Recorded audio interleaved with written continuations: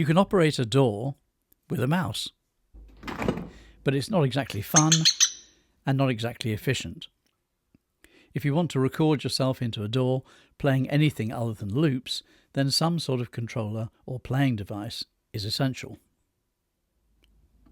There are a lot of choices, and your choice depends on what you want to do, how skilled you are at playing a musical instrument and what type, your budget, and the amount of space you have available. If you're just starting out on your recording journey and you play even a bit of keyboards, a keyboard controller makes the most sense. You can use it to play synth parts, you can use it to bash out a beat, and on most nowadays you can use its additional controls to access functions of your DAW, going into record, playback, looping, calling up a different edit window, etc. There's a ton of choices. Let's look at some of the key players in the field. The granddaddy Japanese companies of Yamaha, Roland and Korg, in spite of making pretty much every other type of instrument under the sun, have not made a lot of dedicated controller keyboards. You can use a gazillion small Yamaha synths, pianos, and even something like this as a controller. But then you're kind of spending money where you don't need, if all you want, or need, is a controller keyboard. Roland has dipped its toes into the water slightly more than Yamaha, but when they do, it's usually for fancy controllers like the A88, currently in Mark II version, the first MIDI 2.0 instrument, in fact. Roland also makes the A49, which ties into some cool Roland software, plus has the Roland D-Beam controller on it.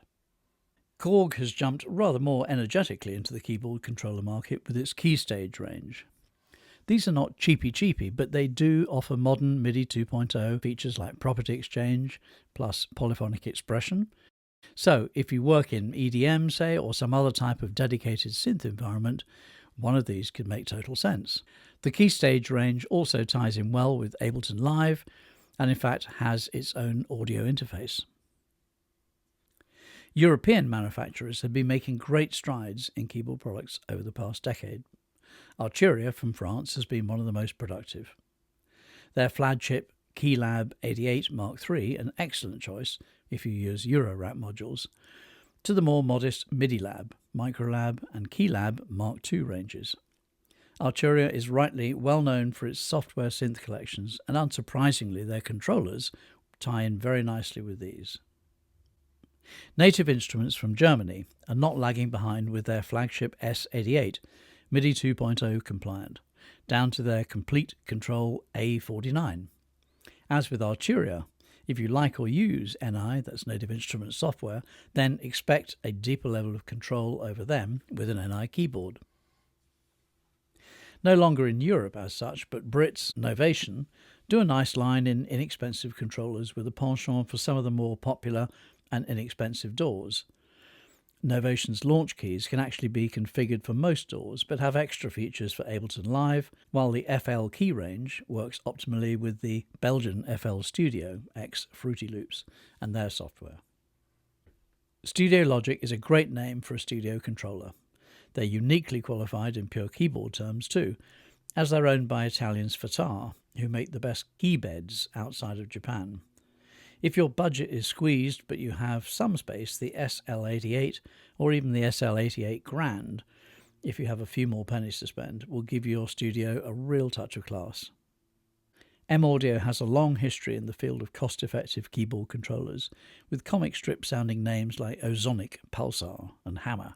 Its Oxygen series bristles with knobs and controllers and tight DAW integration, while the Keystation range tends to offer a little fewer features and mainly mini keys. Nektar from California have developed some interesting controllers over the years.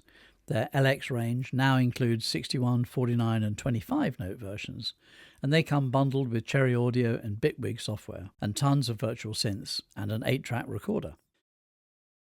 Akai, from quite honestly who knows where these days, has a really fascinating history.